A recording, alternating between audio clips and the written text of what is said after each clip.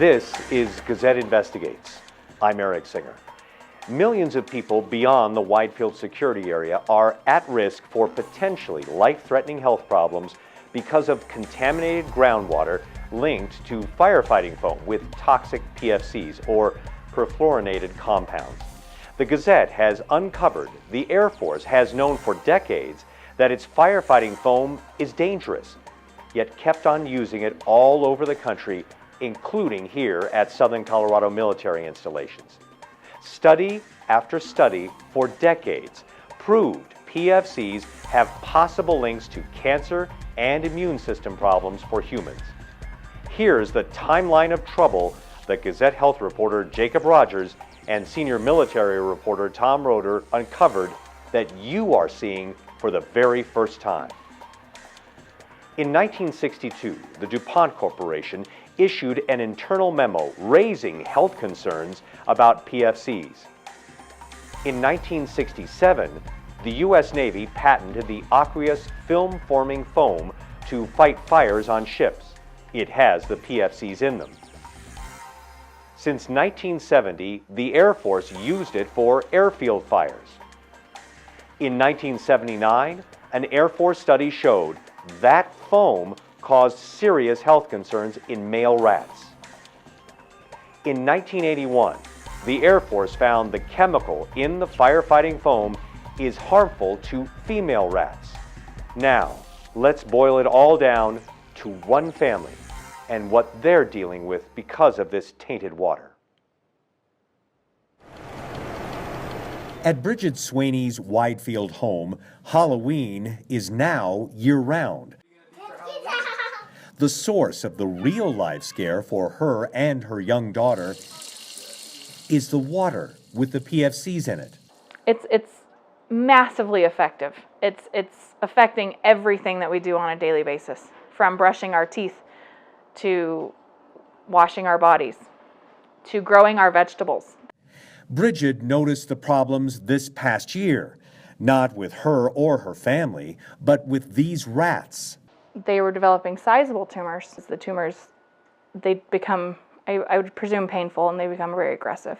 Just masses. It's almost like if there were a golf ball under the skin. At least 4 of her rats were put down because of the pain, all drinking Widefield water, like Bridget, her family, and all their pets. It's scary. My daughter's been on this water her whole life. I drank the water whenever I was pregnant. So to have not had any sort of warning, I do feel like something should have been done a lot sooner to try to combat this, or at least make people aware. Widefield, security, and fountain water officials have spent millions combined to buy additional clean water and bring in future contaminant-free water. For Bridget and her family, they believe living in this home for the past 6 years and drinking contaminated water without knowing it is the scariest part of all. Joining me now is Gazette senior military reporter Tom Roeder and Gazette health reporter Jakob Rodgers. So many questions after reading your stories. And Tom, how did you get this information from the military, and why was it never released? The funny thing is this stuff has been around for a long time.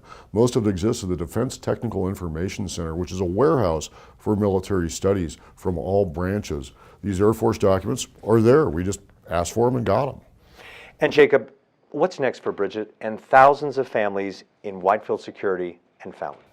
For them, it's a lot of uncertainty ahead. This issue has caused a lot of uncertainty to begin with some of the health conditions that they have, that they're now left to wonder whether or not the chemicals caused them. But moving forward, there's not much they can do, because they're kind of at the whim of water districts down there switching to cleaner water coming in from Pueblo Reservoir, as well as trying to ultimately filter the water that comes in from the Widefield aquifer below them.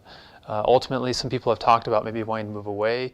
However, for other folks, and for many of them, that's just not a possibility for them in reality. Tom, the next big question has to be, let's expand this out of southern Colorado. Why was this foam being used by the military all over the country, and why wasn't something being done about it? Actually, Eric, it's even bigger than all over the country. Our military took this stuff all over the planet. It, still knowing, starting in 1979 with studies by the Air Force Research Laboratory, that this stuff was dangerous to laboratory animals. It's beyond me how nobody really up there connected the dots. There are some theories that this is a very effective chemical for fighting fire, and a good replacement wasn't available. The Air Force sort of alludes to that in their responses to us, but they never give us a clear answer of why the alarm wasn't rung by all of their science. Yet we have documents from Fort Carson that say in 1991, quit using this stuff, it's dangerous to the environment. In about 2 weeks, the Air Force will finally be removing this substance from Peterson Air Force Base. In the meantime, though, the danger is still very real. 150,000 gallons of this chemical and water mixture were released into Colorado Springs sewers and into Fountain Creek and back into this aquifer that's causing so many problems for people in Security, Widefield, and Fountain. And Tom, this just springboards into my next question for Jacob. Who is footing the bill for the Air Force's contamination of the water in Widefield, Security, and Fountain? So we've seen the Air Force step forward. In part, they've committed about $4.3 million to begin helping to filter the water coming out of the Widefield aquifer and to offer some bottled water to some of the residents down there. But if you really look at the cost of what's going on, you see a lot of that burden being placed right now on the residents down there. That's coming in the form of having to buy bottled water for their families, bottled water that isn't being supplied right now from the Air Force. We're going to be seeing increased water rates for a lot of those customers down there because it's going to take a long time to clean up this issue. We're talking a lot of new water piping projects, a lot of new water that's having to be bought by some of the water districts down there and having to be piped up from the Pueblo Reservoir, which doesn't have those contaminants. And finally, the cost of possibly building more water treatment plants that cost millions of dollars and could take years ultimately to finish. And you look on top of that, this is a health issue.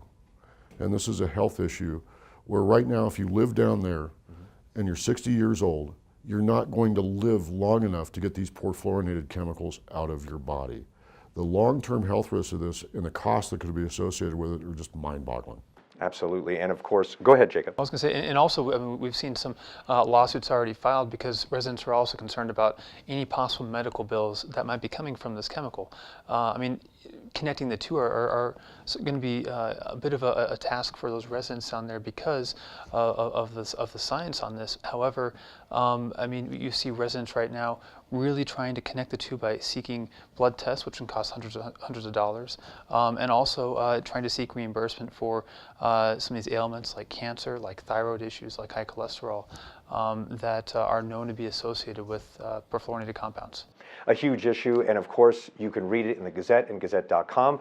Thanks to Jakob Rodgers and of course, senior military reporter Tom Roeder. And thank you. I'm Eric Singer. Thanks for watching The Gazette Investigates.